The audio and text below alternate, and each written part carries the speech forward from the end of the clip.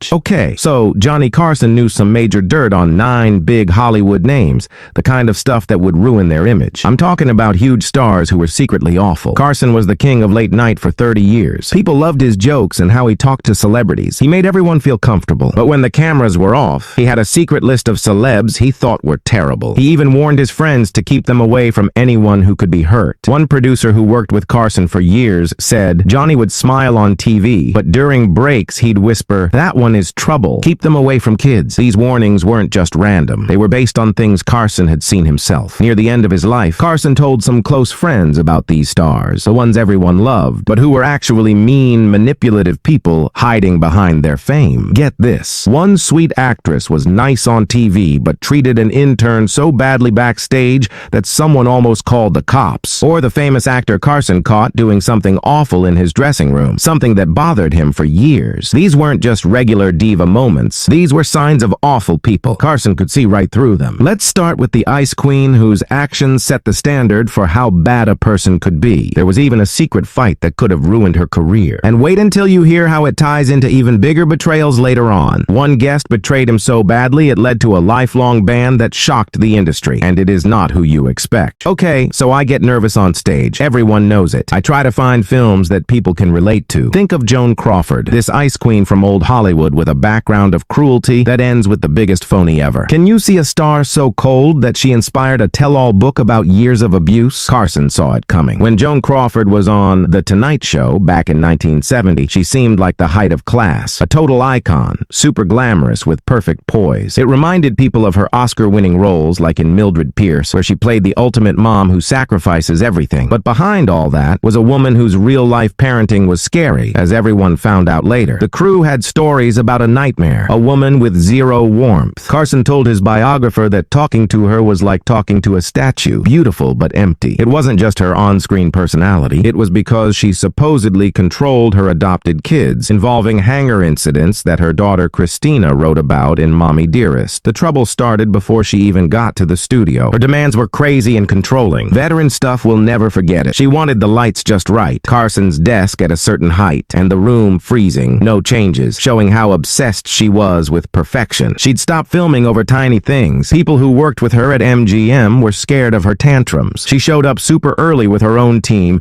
ignoring the show's stylists. Crawford was awful to those she thought were beneath her. She acted sweet to Carson, turning on the charm that got her ahead with studio bosses. But when a young assistant messed up bringing her water, Crawford blew up. People who saw it said she went off on the girl, calling her insulting names and that she was worthless. It was so awful. The girl ran off crying, and Crawford wanted her fired. But here's the thing, she could switch it all off. During breaks, she was like a robot, totally silent. Then she'd act all bubbly when the cameras were on. She'd spent years hiding her issues, like her marriages and drinking. Carson, who could usually get guests to open up, couldn't get through her act. He later told Ed McMahon that he has talked with more lively people before. When Christina's book came out with horrible stories about her childhood, Carson was not surprised. When Mommy Dearest came out and told stories of child abuse, Carson just told friends that he'd seen it coming. But if Crawford gave Carson the chills, his next guest was even worse. A guy who used force like a weapon, with mob connections that almost wrecked his career. Okay, so to answer your question, when I'm chilling, I might put on some Debussy or Frank Sinatra. Sinatra, you know, the singer who seemed nice but was maybe a bit of a bully? His thing with Johnny Carson is an interesting story. It really shows how fake things can be.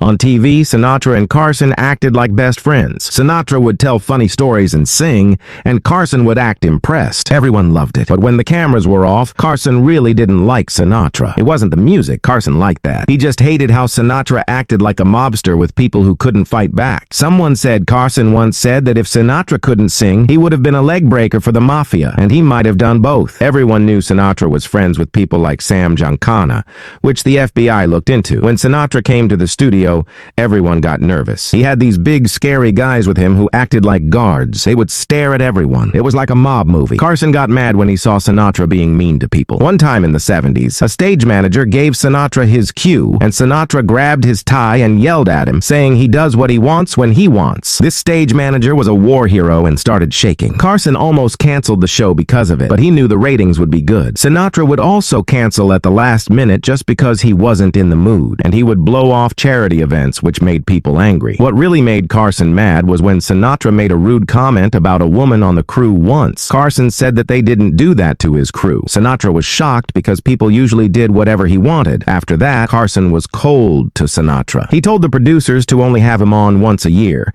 even though Carson usually didn't care about stuff like that. It showed how much he hated how Sinatra bossed people around. So while Carson was powerful too, Sinatra's ego was just too much. It made things difficult for everyone. Next up is a story about another person with a big ego that almost cost him his career. Stay with me, okay? So some folks argue that the scene is already packed with talent. Take Orson Welles, this huge figure who broke all the rules. He acted like a diva, making Zsa Zsa Gabor look like an amateur. Can you imagine messing up a show so badly that whole segments got cut? Welles basically took over The Tonight Show multiple times, telling these amazing stories that people at home loved. He was the brains behind Citizen Kane, which totally changed movies. But backstage, Carson's crew had to deal with this massive ego who thought he was always right. Carson was so mad after one show he said never again. He acts like he owns the place. This came from Welles' early days in Hollywood when studios messed with his movies, making him hate authority. The trouble started early. Welles hated the questions he was supposed to answer, calling them boring garbage. So Carson had to interview this movie legend without any plan, and Welles would just talk and talk, going way over his time, kind of like when his War of the Worlds radio broadcast freaked everyone out. He was supposed to have 7 minutes, but took 25,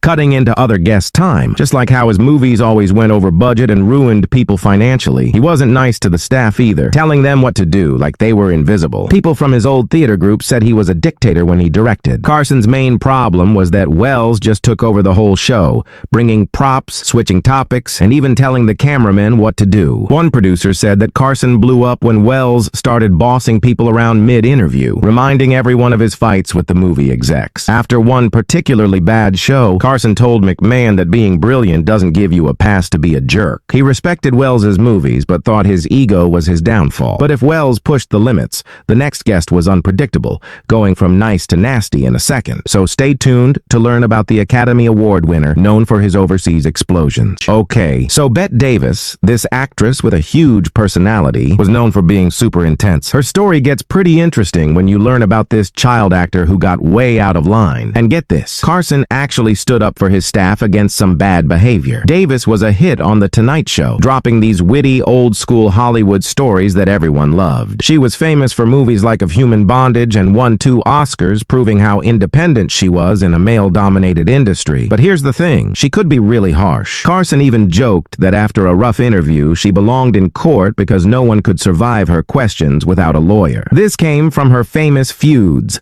like the one with Joan Crawford in Whatever Happened to Baby Jane. Davis would totally take over interviews, especially if the other guests were younger or female. She'd cut them off if she felt like she wasn't getting enough attention, which was similar to how she'd rewrite scripts on set to make sure she was the star. Outside of work, she'd go on these, spirited rants that offended a lot of people. One makeup artist even said she was a shaky drunk, which lines up with what her biographies say about her drinking and rocky marriages. Carson finally had enough when she went after a cue card guy during rehearsal. He basically told her to be respectful or be quiet. Surprisingly, she backed down. Still, her reputation for being difficult led Carson to ban her from the show after the 80s. He said he wasn't going to put up with any more abuse from her. But while Davis went after her equals, Carson was dealing with a different kind of problem. He was protecting young, vulnerable people from predators, opening the door to behavior that would end a person's career nowadays. Yep, Mickey Rooney. Supposedly, he could help you gain strength. That small guy often remembered with nostalgia was a real problem. I'm talking about the star whose bad behavior almost became an art. But get prepared, because a political radical with opinions that alienated everybody is next. Rooney was a huge box office draw back in the day. People should have been reminiscing about him fondly, like during Carson's show, talking about his Andy Hardy movies and those musicals with Judy Garland. But instead, his appearances became a mess. Inappropriate touching, drunk ramblings, just a total disaster. Carson was said to be mad, telling producers, being short isn't a license to be a creep. People talked about his 8 marriages and money issues too, which explained his not-so-perfect life. By the mid-50s, Rooney's bad rep with women grew. Grabs, unwanted touching, conversations during simple tasks, stuff that sounds like the Me Too stories from his time at MGM. Things got worse when he drank. On 3 shows, he was drunk, slurring, or going into vulgar detail with an anecdote anecdote from when he worked with Garland in '77. Then Carson had to change the subject. I'm sure his team wondered, is this the booze talking? Rooney's old-fashioned views caused issues. His old-school way of doing things didn't mesh well with Carson,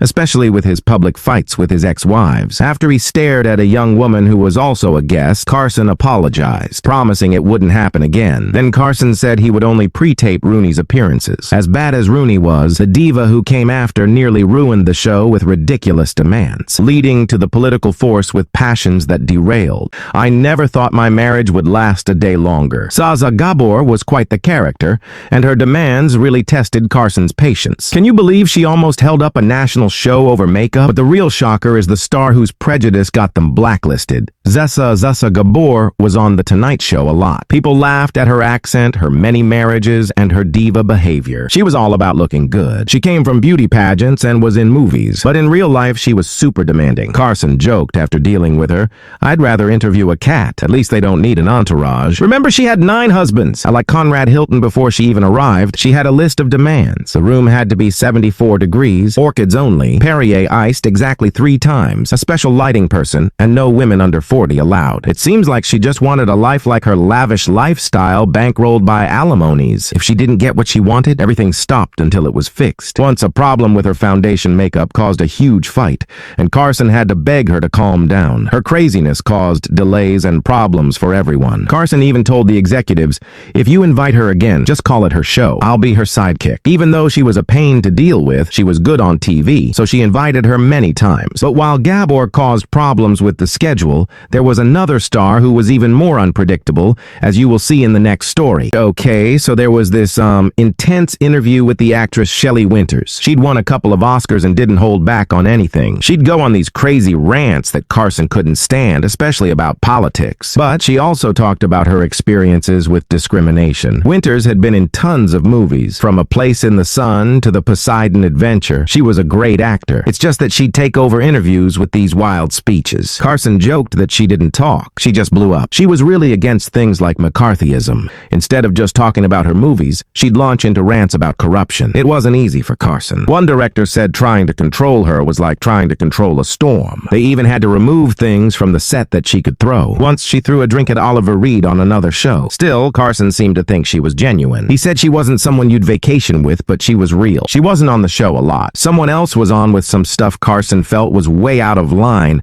and he actually called them out on it. I'm into buff bodies and tricky puzzles. Jane Russell, that amazing actress from the 40s who stirred things up, is interesting, but she was also prejudiced and a hypocrite. Russell, famous for movies like The Outlaw, had the looks and stories to be a star, especially with her work with Howard Hughes, that challenged what was allowed back then. But after the 70s, she disappeared. People say it was Johnny Carson who made the decision because of her hateful conservative views against people who were already discriminated against. This went against her public image as a Christian. Carson usually stayed neutral, but Russell's unkind comments about LGBTQ+ people on set were too much. She refused to let a gay makeup artist touch her and insulted Rock Hudson when he was secretly struggling with his sexuality. She also didn't care about civil rights. Because Carson stood up for a lot of people, he decided not to have her on his show anymore. This was rare for him and showed he wouldn't put up with that behavior. While Russell's hate got her kicked off, Carson ended up targeting a comedian's hypocrisy, exposing an even darker side. Okay, so I've never asked this before, but here goes. Remember Jerry Lewis? Carson straight up called him a hateful hypocrite pretending to be a humanitarian. It all comes back to cruelty. Lewis was so full of himself and mean that Carson banned him, which proves a lot about how fake Hollywood can be. Lewis, this big comedy star and telethon guy,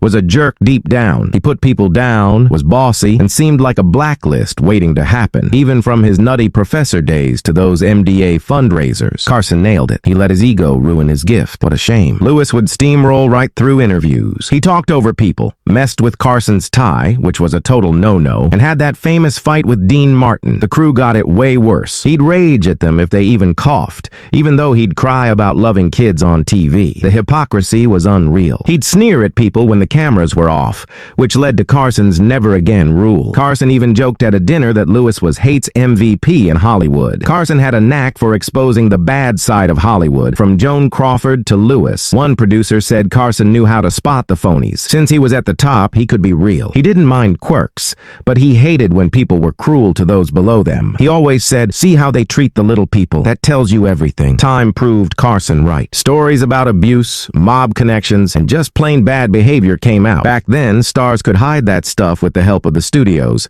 but now all it takes is one video to ruin someone. Carson was showing us that even icons are messed up, and often terrible under all that makeup. His producer said that cameras don't just add weight. They hide lies, and Johnny was amazing at seeing through them. Thanks for checking out the darker side of Carson. If this changed how you see some stars, hit like and subscribe for more Hollywood secrets. Next up, the 80s sitcom star who seemed so sweet but was so awful on set, they had to install panic buttons. Ring the bell so you don't miss that bombshell.